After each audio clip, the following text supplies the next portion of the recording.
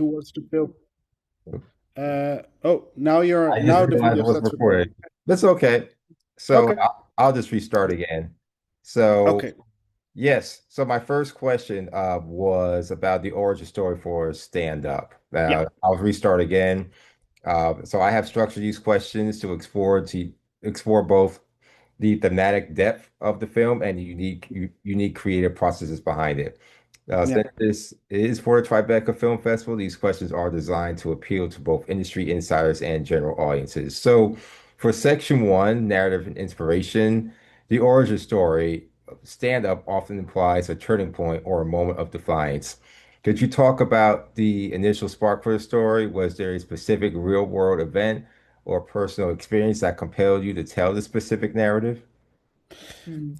I think both our lives, but I think Dan can also deliberate about that even further. But I think our lives are defined by the fact that we look differently to the world, and I think stand up was a translation of that, of trying to make a story that really um, uh, gives an a perspective on disability through a poetic experience as well. It's I think I mean we all saw lots of disability movies told from non-disabled people, which are fine. I mean, they have the right to make a film about disability. Of course, everybody does.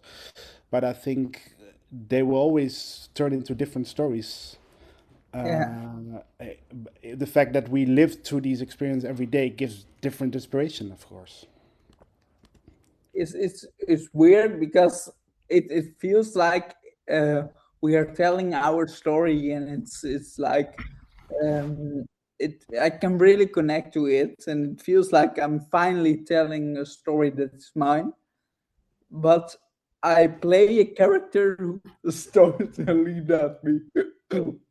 So I play a role, and it's like it not the role isn't personal, or the how she's standing in life a bit, maybe a bit, but um, the way we tell the movie and the story feels really personal. Well, it isn't, you know. Got Yeah. it. Well, thank you for that. Uh, Now, going to the thematic core, at its heart, was it this film trying to say about the human condition? Is it a film about overcoming trauma, or is it more about the resilience required to simply exist in a difficult environment? Um, I don't agree with the question in the sense that it's not an if uh, or this kind of choice. I mean, they're both so entwined with each other. I don't think it's an overcoming story at all in the sense that it is. Oh, en daar is onze Clea, hij is verdwenen. Oh, Oh, you're oh, good. you're, I actually hit that button. Oh, Yeah. oh, oh, okay, okay. yeah, You can still hear us? We cannot see you anymore. Yeah, you're good. There you are oh, again. And we're still recording. Yes. I think the story, I think the beauty of the story is that it's actually not about disability at all. I think it's about the fact that somebody's body is changing and that everybody's body can change at every time in their lives. And that we all need to go through a certain process. And it's way more about mourning, about friendship, about love, and disability plays a role, but if you ask me like what is the film really about, I don't think that disability is really at the core of the story in a way. no, it It's is. not part of the main drama. It's the bottom line. It's the perspective, um, and from there we got to make a movie. So you know, I don't know if I'm clear, but it's like Yeah, the like the bottom line. So it's just it is there the disability, but the movie goes way further. yeah, I think Dan is right in a way. I think that's also what we talked about a lot, Dan and I, about the fact that disability is maybe the arena of the story. It's the arena, but it's not the main theme. I think the main theme is way more about mourning, about the fact that we all change as a human being, and how do we do that, and do we want to fight our way into society if we're not normal, or do we want to acknowledge the fact that we're not part of the norm, and say fuck you to society? I'm outcast, and I'm gonna embrace that. And that's a question that I think is familiar with, or is very similar to what lots of minorities in the world have to face every day.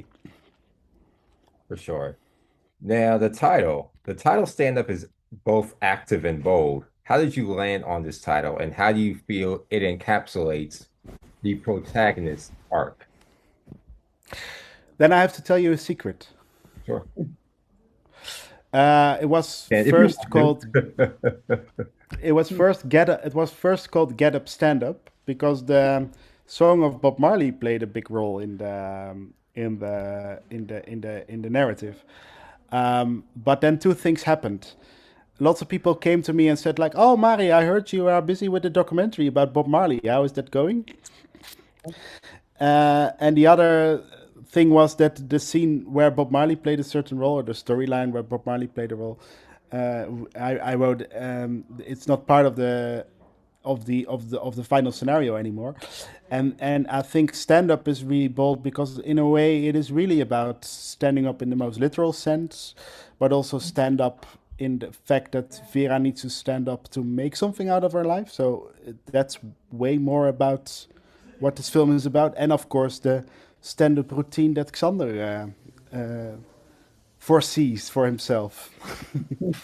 So it basically captures the three main themes of the film in many ways. Cool.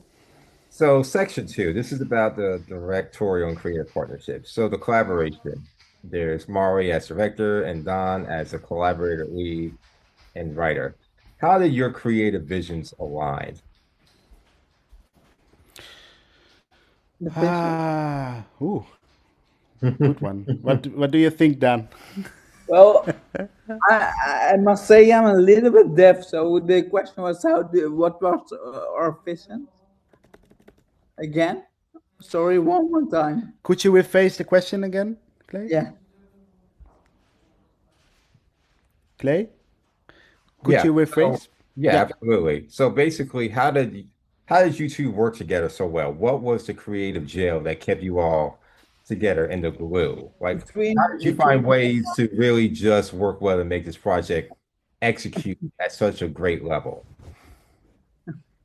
I think we really understood each other. We had many conversations before. You know each other a lot before, much time before we made the movie. And we talked about our perspectives on life and disabilities and Hmm. how Yeah. we look at life. And that was yeah, it was really nice to work together because we could really understood what we wanted to do. And I'm for example a very radical person. So I read the first version of the script. I don't know if you remember, Mari, and Yeah, yeah, yeah, yeah, yeah. we were reading it, and I was like, oh, I want to be way more punky, way more fuck you at going. But Nice. Mary was already like, yeah, this great, it's nice. So we made the role to what it was, and we really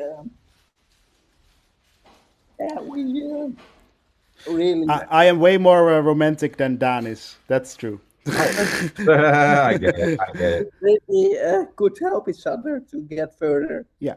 Uh, Yeah, and Dan, I already know you since you were 17, I think, and it was always a talent that I saw in you that I thought like, oh, I have to follow this guy. I really want to know what he's up to, and so the role evolved together with getting to know Dan. Cool. So, were there moments in this filmmaking process, Mari or Don, where you push each other into new creative territory?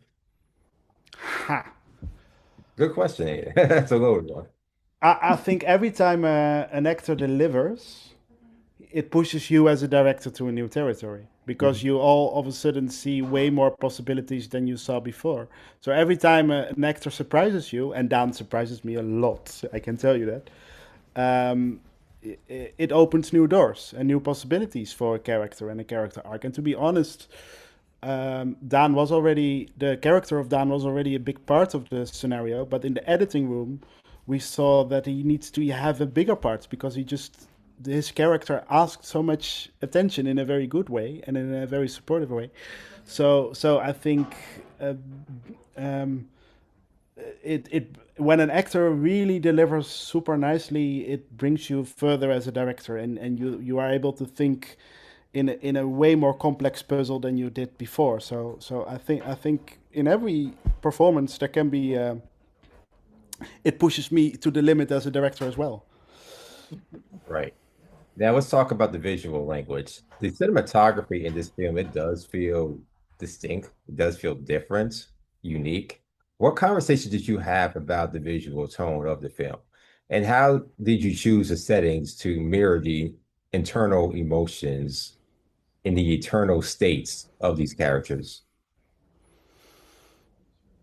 I think the answer belays in the question in many ways because I think what I really love to do with Saul Cronenberg, who is the DOP of this film, Mhm. we sat down for I think more than 2 months together to really talk with each other like what is this film really about and what should be the visual language. And together with our wonderful production designer Nadide Argun, we decided that we were not that super interested in realism. I mean, disability and realism is already portrayed multiple times in the film. We were more interested in creating a sort of surrealistic, colorful world because we thought that we wanted to portray the mourning process of a disability in so many different colors. So basically, we are way more interested in making shots that portray how Vera feels herself, way more, and Xander feels himself, way more than the reality of things. So I think that elevated the visual language of the film. Perfect. Let's talk about character development.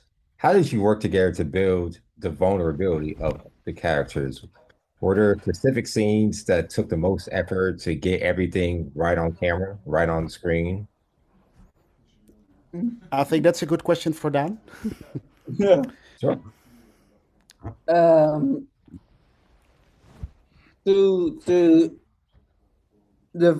be how we did the vulnerable scenes is the question, right? Yeah. Yes. So I'm asking, like, was there a particular scene in the filmmaking process that really exposed the emotional states and the vulnerability of the characters? And how did you perfect it to make it look right on camera, to make sure Um, it captures those effects? yeah, it was really hard because it's the character you don't get uh, to come to he doesn't come to his emotions.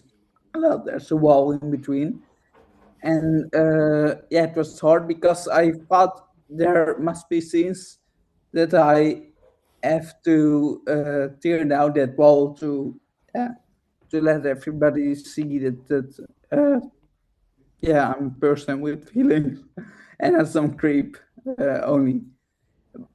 Um, so that was a bit of a challenge in the beginning. And I think, yeah, what I did, I wrote a diary, and uh, what was his character, his situation, his backstory, how did he grow up, and we had the every scene, the director assistant made a list with every scene on which date it is. Like this scene is on June 23, and this scene is on And so I wrote a diary every day what I made through in my life on those days.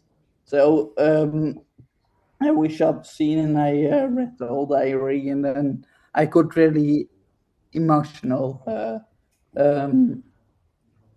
get there in some way, and I got surprised by myself by writing it, and Mm. the character evolved during writing the diary, so that was really great. And I didn't know some parts myself at first that were there. We should Yeah. really publish that diary as merch, I think. That'd be good. Send me the link. I'll buy something to support. Yeah, yeah. Yeah, I think that's I do merch. the amount of preparation that Dan put in the role is just super moving, and the diary is just one aspect of that. I think. I Yeah, did a lot of things, but that was a tool for me to get to the emotional state of the character yeah, and know what touches me and how I react, and also the chemistry between me and Lucia. Um, yeah, that helped because I didn't know him. Yeah, before I didn't know her. I didn't know how the chemistry was, and that really got another level, another part of Xander, also of the character. Uh, yeah, it was really nice because it challenged me to mostly in life I'm very passive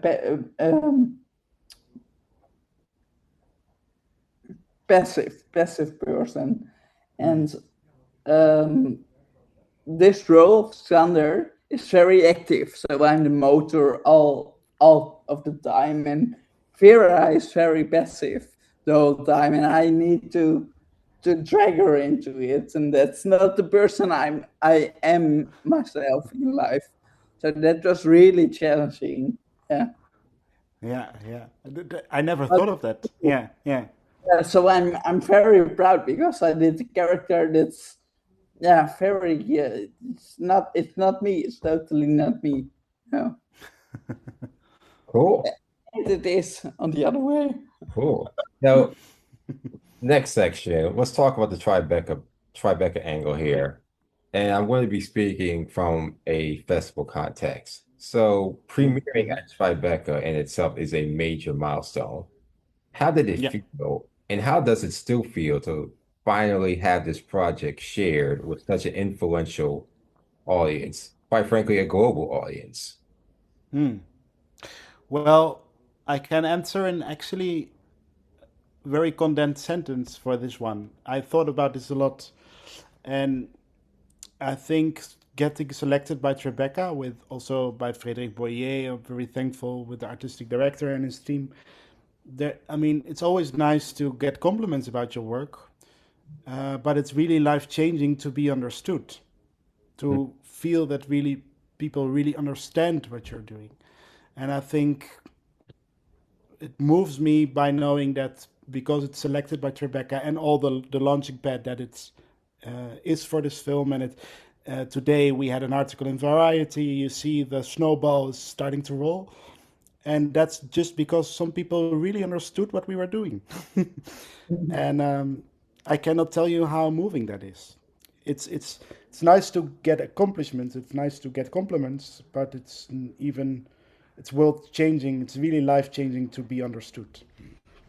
Mm. Yeah, I was really nervous before because I didn't know the story if other people would understand it, of course, and it was like, I was very excited to see the movie myself for the first time, but I was really nervous if other people understood it. Yeah. Yeah, that's also because this film really places himself within the disability world, and of course, people with that had doesn't that they people who don't identify themselves as disabled. Does it really communicate to them, or did we just make a story for ourselves?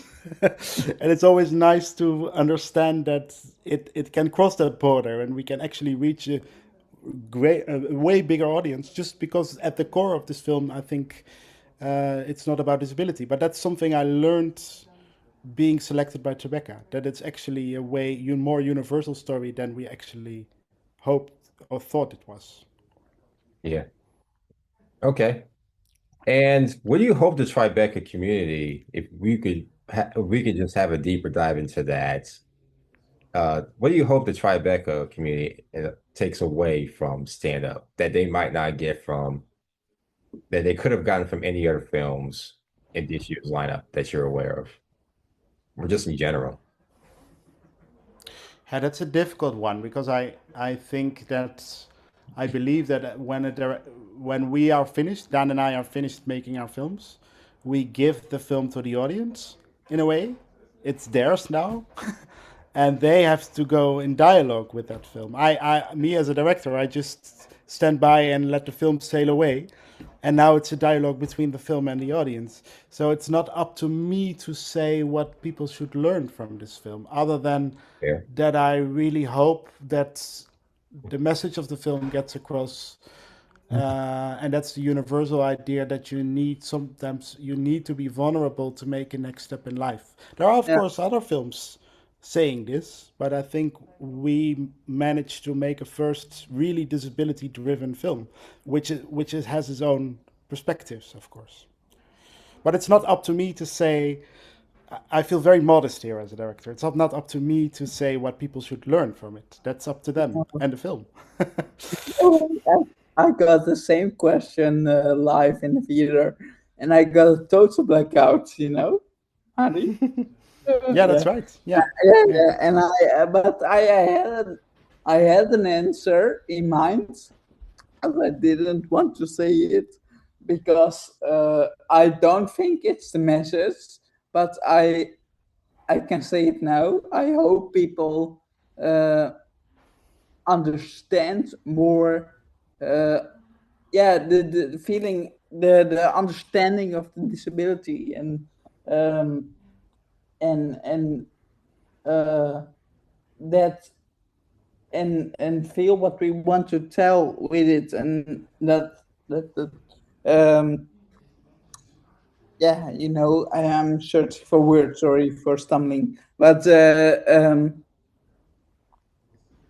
well, the understanding and the feeling that I can be a total jerk and not just a silly guy who sits in home and does nothing. And that's really great to let people see a character from disabled people and the what we're telling. But I don't think that's the message.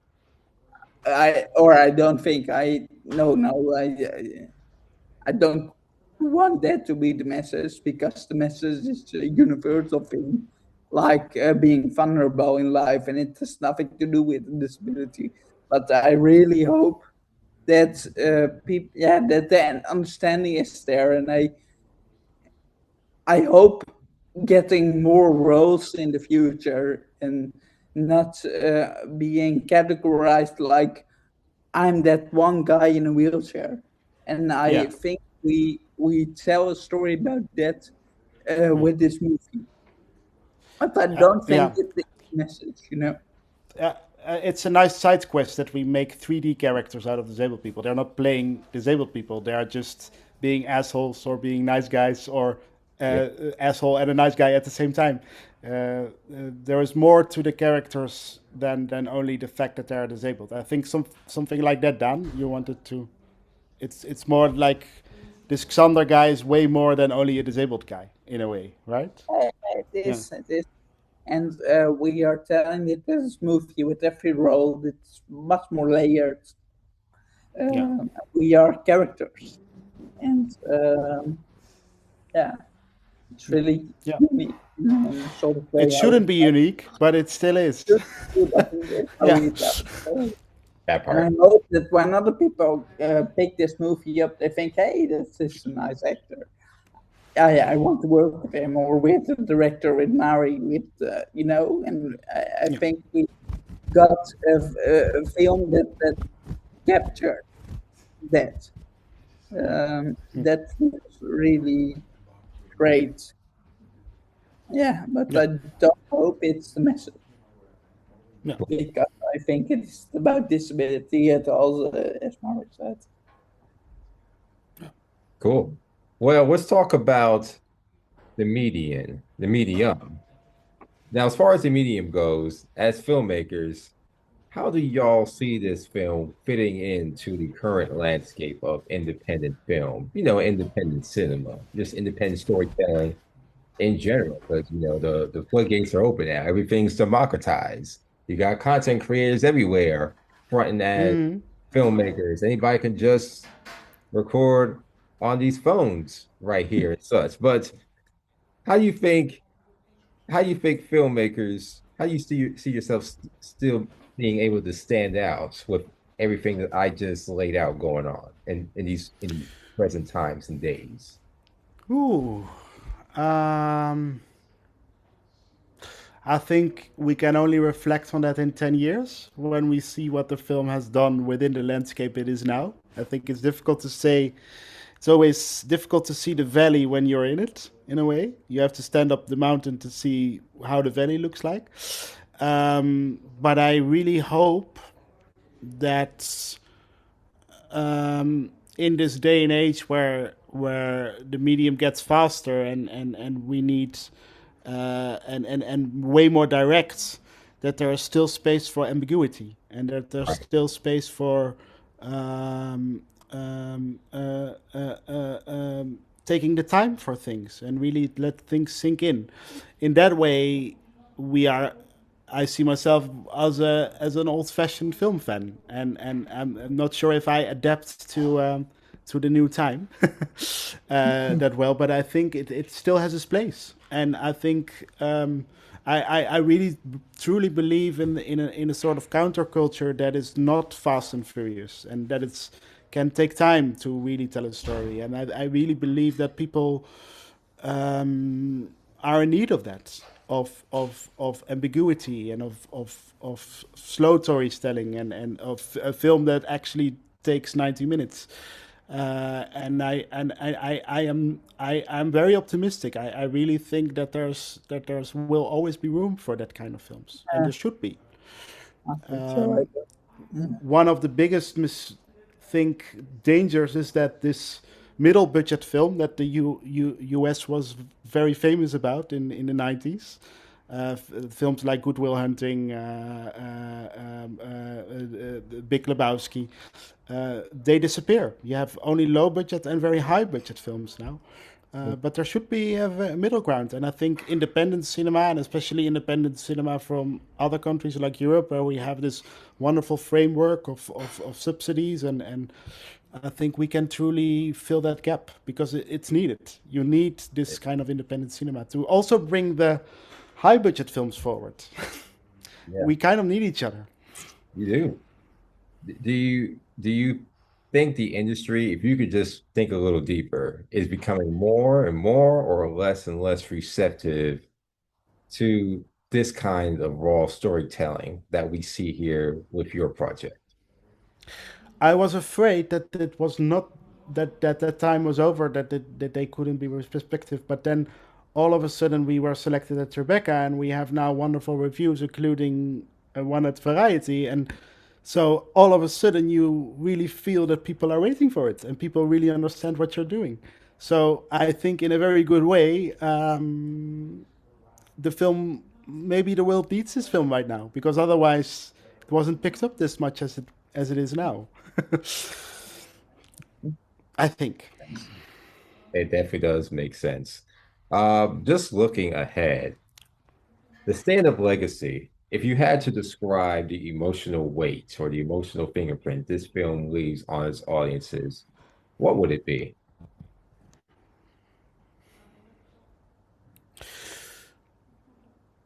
I think that because of the I think when I was on set together with Dan and all the other talents, I really felt that we were there at the right time, at the right moment, with the right people. Hmm. And I truly believe that we sometimes in life you have that moment. You know, you feel like this is the right timing, this is the right moment, this is the right people doing it, the right talent. And I think that that's certainly the case with this film. especially because I think it also the film winks towards a film like Freaks, a film of 100 years ago, a very famous film about disability, I hope I can contribute to a new narrative about disability with this film. That we will look back in it in over 20 years and say like, now, well, that film was at the right moment in the right time with the right people, and it brought the narrative of people with disability on a new level. I mean, that's me dreaming big. Eh? I mean, it sounds very arrogant when I say it myself, but I think the film has its potential to become a classic in that very specific genre. Cool. Now, without giving up too much, without giving away too much, what's next? How has the process of making stand-up influenced the type of stories you want to tackle next? Mhm. Hmm. Well, I think what Dan says. Now it's time we tackled the narrative of disability. I think we can tell thousands of stories disability related, and when the disability can play a role that it actually adapts the story. But now it's also time to make completely new narratives.